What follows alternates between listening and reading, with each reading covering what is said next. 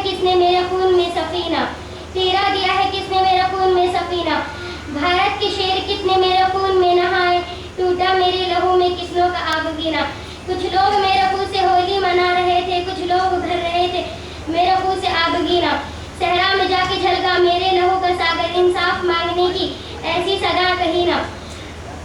मुख्तलिफ तहजीबों का गहवारा हमारा ये हिंदुस्तान जन्नत नुमा है, जिसकी गोद में गंगा जमुना की रवानी है, कोसी और तसरज की जवानी है, लाल किला और जामा मस्जिद की मजबूती है, ताजमहल की खूबसूरती है, ऊंचे ऊंचे पहाड़ में मनमोहन झील और आबशार है। मुख्तलिफ मजहब के दीन व धर्म के मानने वाले हैं, कोई एक खुदा और परमेश्वर की इबादत करता है तो कोई लाखों देवी देवताओं के आगे सर झुकाता है, तो कोई पत्थर को पूजता है तो कोई दरख्त के आगे अपना सर तस्लीम खम करता है।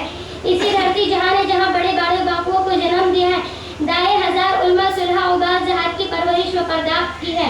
हम भी इसी देश के अंदर पैदा हुए हैं, इसी देश की मिट्टी ने हमारी परवरिश व पर्दाफ्त की है, तहजीब व साहित्यगी का आलमई रहता किया है। हमें इस मुल्क के जर्रे जर्रे से प्यार है, इसकी मिट्टी और सबसे प्यार है, इसके मसाजिद व मदारिस से प्यार है, इसके ऊंचे ऊंचे पहाड़ झीलों आबशार से प्यार है। इसलिए इसकी असमत की हिफाजत की खातिर हिफाजत को हम अपनी जिम्मेदारी समझते हैं, इसकी गोद की रक्षा को अपना ईमान धर्म तस्वुर करते हैं, इसकी जर्रे जर्रे की सियानत को अपना ईमान गिरतानते हैं, क्योंकि जिस मजहब के हम मानने वाले हैं, जिस मजहब के हम कवानीन हैं, उसने हमें बेवफाई नहीं बल्कि वफादारी का सबक दिया है। उसने हमें एहसान फरामोशी नहीं एहसान समासी का सबक दिया। उसने हमें बुज़दिली नहीं बल्कि हौसला अता किया है।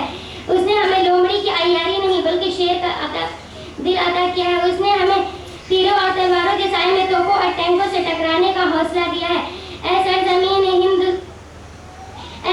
मक्का से पूछ लो, सरजमीन मदीना से पूछ लो, मिस्र शाम से पूछ लो, रूस ईरान से पूछ लो, इंदलुस स्पेन से पूछ लो कि हमने कैसी कैसी वफादारी का सबूत पेश किया है। जब हम मक्का में थे तो मक्का के साथ वफादारी की थी, मदीना में थे तो मदीना के साथ वफादारी की, शाम में थे तो शाम के साथ वफादारी की थी, रूसो ईरान में थे तो रूसो ईरान के साथ वफादारी की थी, इंदलुस स्पेन में थे तो इंदलुस स्पेन के साथ वफादारी की थी। और जब हम अपने आकाबरीन की शक्ल में इसी हिंदुस्तान और भारत में थे तो उस वक्त तो हमने ऐसी ऐसी वफादारी का सबूत पेश किया कि दुनिया हैरान शुद्ध है। इसकी असमत की खातिर हमने गोलियां खाई, तोपों और टैंकों के निशाने बने, नजर आतिश कर दिए गए। ऐसा जमीन हिंद सुन और गौर से सुन, मैं अपनी वफादारी और इसकी रोदात सुनाने जा रही हूँ। आज की बदहाल दुनिया के भी दिन फिर जाएंगे, आज की बदहाल दुनिया के भी दिन फिर जाएंगे। ऐ मौरिख हम अगर तारीख दोहराने उठे, जब हिंदुस्तान की सरजमीन पर अंग्रेजों का नापाक साया पड़ा और वो अपनी शातिराना और हीराना चालों से यहाँ के मालिक बन बैठे, जब बाशिंदगान हिंद पर तरह तरह के जुल्म के पहाड़ तोड़े जाने लगे, तो ऐसे नाजुक दौर में जिसने सबसे पहले आलम बगावत बुलंद किया, मुहद्दिस कबीर शाह अब्दुल अजीज बिन वलीउल्लाह मुहद्दिस दहलवी शाह अब्दुल अजीज का फतवा किया था, गोया एक बड़की तुका था जो दुश्मनों की नहर तमन्ना पर गिर पड़ी। अंग्रेजों की नींदें हराम हो गई, जगह जगह आज़ादी के शोले भड़कने लगा, जगह जगह आज़ादी के परचम लहराने लगे, सीनों में वलवले मचलने लगे और हौसले ने अंगड़ाइयाँ लेनी शुरू कर दी। ये भी एक हकीकत है कि अगर हिंदुस्तान की जंग आज़ादी में उलमा कराम शरीक ना होते तो हिंदुस्तान कभी आज़ाद नहीं होता। अगर ये सरखीर आज़ादी ना चलती तो तहरीक आज़ादी ना चलती, तहरीक खिलाफत ना चलती, तहरीक रेशमी रुमाल ना चलती, अम्बाला शादिश केस ना बनता। अलगर्ज उलमा कराम नहीं अपने मुकद्दस लहू से सब्र आज़ादी को सींचा और परचम लहराए।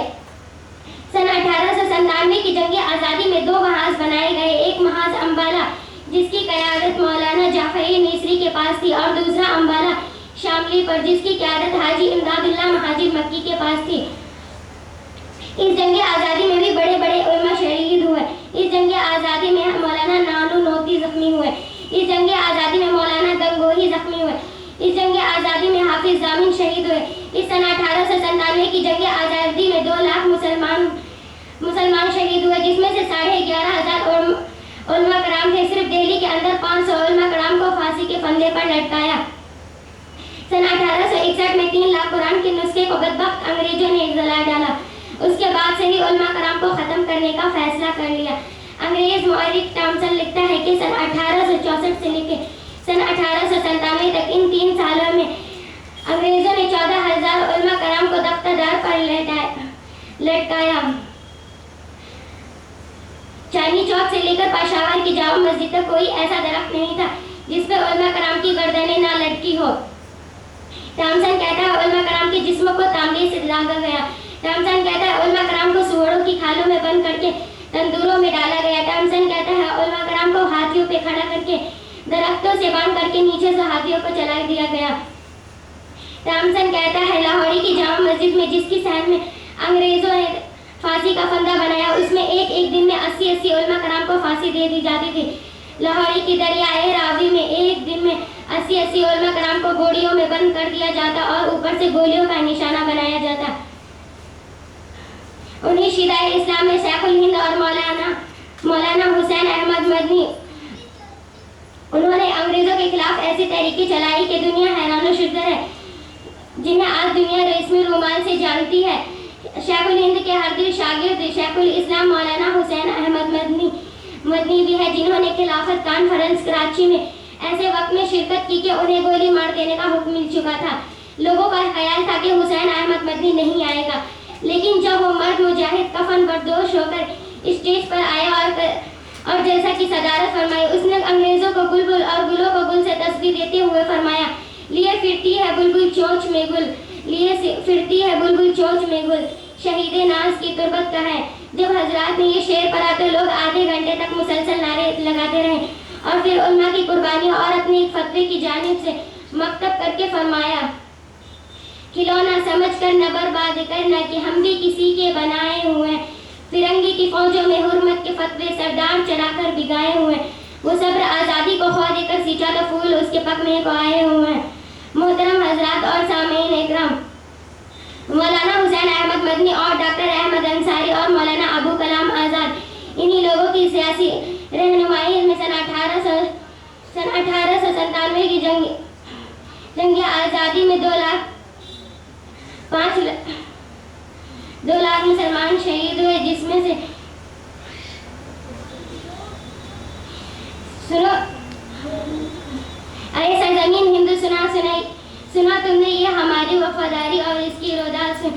आज भी अगर कोई नापाक कदम तेरे सीने पर डालेगा तो उसकी पाँव हम काट डालेंगे, अगर कोई अंगोश नुमाई करने की कोशिश करेगा तो उसकी उंगलियां हम तराश डालेंगे, उसकी उंगलियां